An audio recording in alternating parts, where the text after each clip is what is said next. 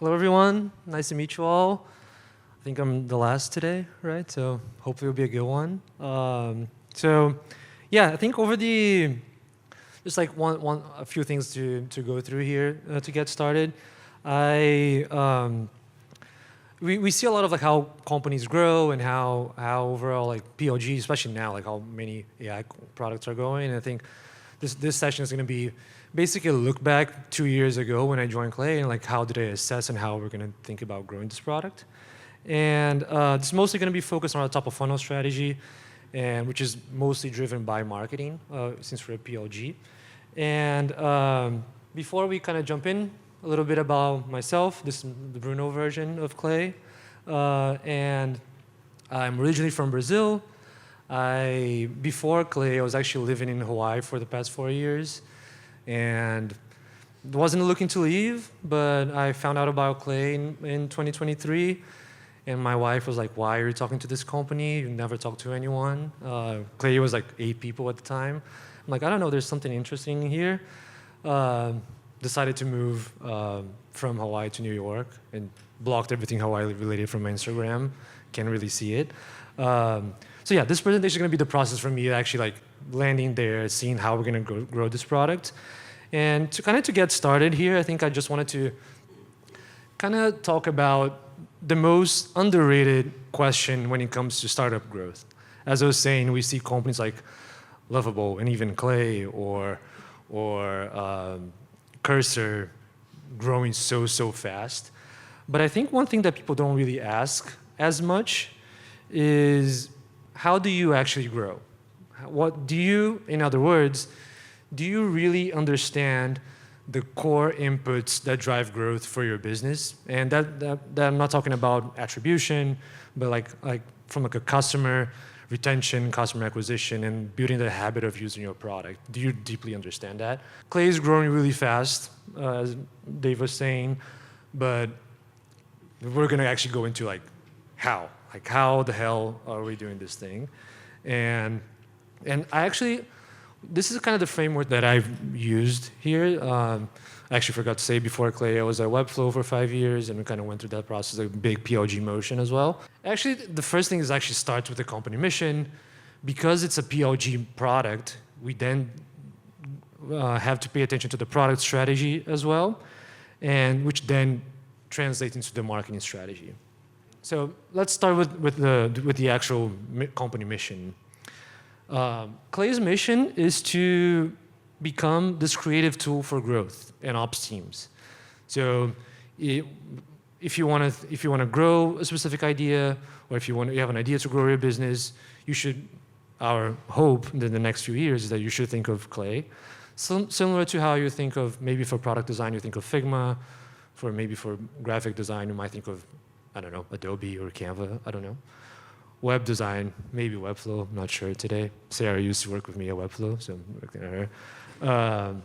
So that's like the overall mission, and which translates into the actual product strategy. And Clay's product strategy today is rooted on, we have like a few customers here, most likely. It's very rooted on flexibility and power. So you get into Clay, you've been able to get started, and the product is really, really powerful and really flexible. You can kind of build anything in Clay when it comes to actually a growth idea. So we enable you to have access to any sort of data in the world and build very powerful workflows. So because of that, that's when we actually should think of like our marketing strategy, kind of having that guidance. And when it comes to actually building the marketing strategy, I actually really like this framework, which is the one that we used, which is kind of like a famous framework on startup growth. It's not necessarily just for marketing, it's mostly for like startup growth in general, which is called the 4 Fits framework. I didn't create this. This guy, Brian Balfour, created it. And I met Brian like a few years ago when he was first starting Reforge. I told him I was going to put his face into this slide. But it's a very common framework for startup growth. It basically tells you that you need 4 different types of fits to actually reach scale when it comes to your business. These are, the first one is that everyone talks about, which is the product market fit. But then you should also think about market model fit, model channel fit, and channel product fit. And we went through this process in 2023 at Clay to see like, okay, how we actually grow this product, and let's define these things clearly. So let's kind of dive in here. That's kind of the core piece of the presentation, which this is kind of, the first one is the one, like I said, everyone talks about is product market fit. In our case, we have really strong product market fit with go-to-market service providers, which is freelancers and agencies, and startups and go-to-market teams within scale-ups. So like, think of like OpenAI or Ramp, like we have really strong product market fit there. But if we go a level deeper, when we think about GTM, there's actually different types of work that people do in GTM. This was actually like a big understanding for us like back in the day, because Clay impacts the different surface areas of GTM, but only a few are actually end users.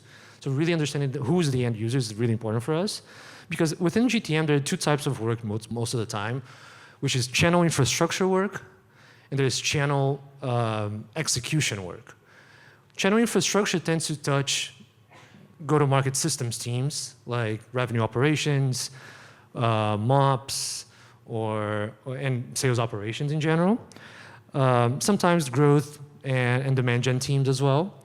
But, and on the other side, you have teams that are very focused on actual execution, which tend to be like sellers. So the SDR team, the sales team in general. It's tricky, it was tricky back in the day because these sellers are the ones that actually really benefit from the work that the ops team is doing, Clay. So they get timely data, they get clean data, they get digests, they get actual notifications on Slack with account activity. But the one that actually builds all of these things are the revenue ops, the marketing ops. So we as a team, we had to really focus there and like know that, okay, these people are going to benefit from us, but our end user is actually the MOPS and the overall GTM systems team. So like I said before, we have 3 core audiences in Clay, and we have GTM systems within scale-ups.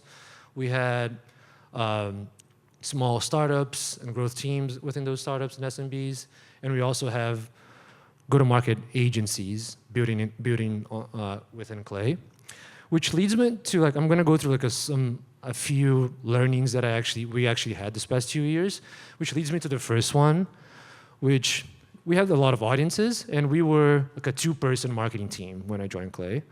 I went from like a 80-person marketing team at Webflow to like a 2, so we had to prioritize. And so in the first one, whenever you have a PLG product, you tend to attract everyone. There's all types of users coming in, and sometimes these actual users, they have decent product market fit with you. So it's hard for you to ignore them. You see customers coming in, they're using the product.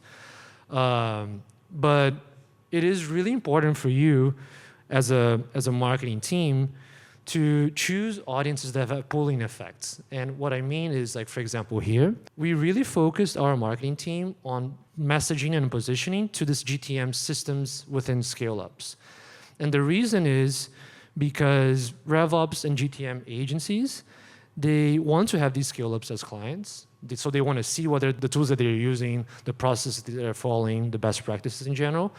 And startups and SMBs, they aim to become these types of companies in the future.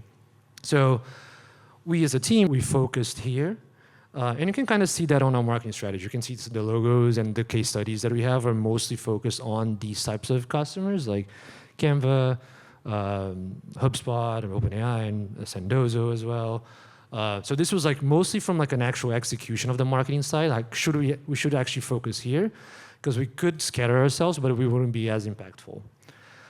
The other side is the actual market model fit, which is because we chose a PLG motion, we actually need a decent size of customers. Like we need like a decent amount of customers becoming customers, which then actually we then need to leverage channels that have a decent level of activity, and because we need to generate hundreds of thousands of visitors to our website every month to then convert into actually signups, which then leads to the learning two that I think we've had this past 2 years, which is shifting from channel prioritization from clicks to attention, which I think like I'm guilty of that. I think as a marketer earlier in my career, I would focus on like, what are the channels that have the lowest CPM, the more clicks, how can I optimize, and like kind of geek around these things. But at the end of the day,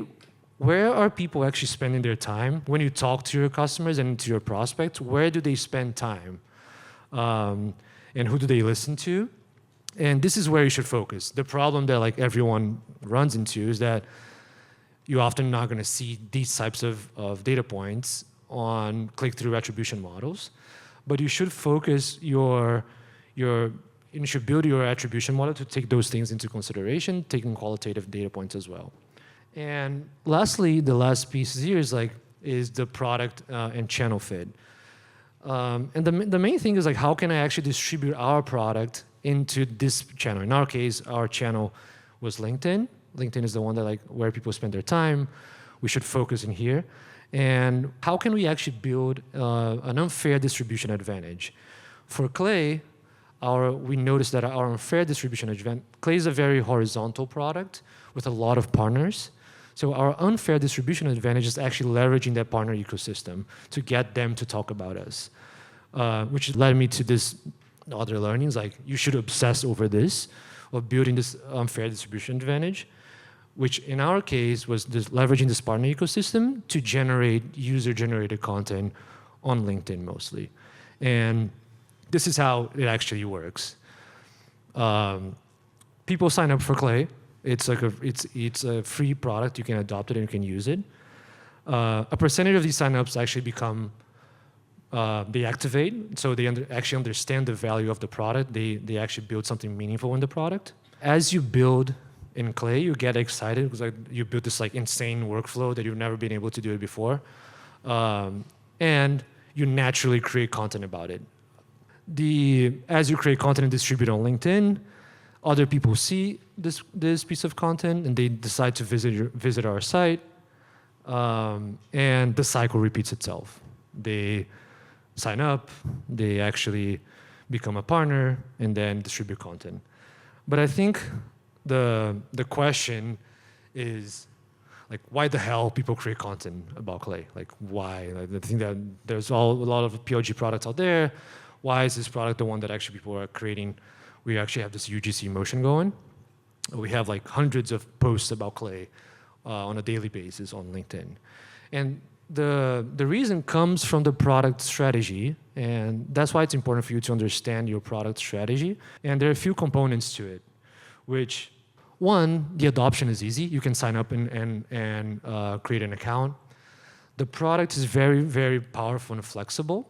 So oftentimes people actually, the habit of using Clay comes with like, I'm going on a walk or taking a shower, and I'm like, I wonder if I can find this data point or do this in Clay. And you go back and build a table, and like, holy shit, I can't believe this thing worked.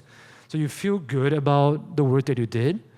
And when you combine that with you being a service provider, an agency owner, or a freelancer, you naturally need to create content to grow your business. So when you build something that is very powerful, this naturally translates into content creation.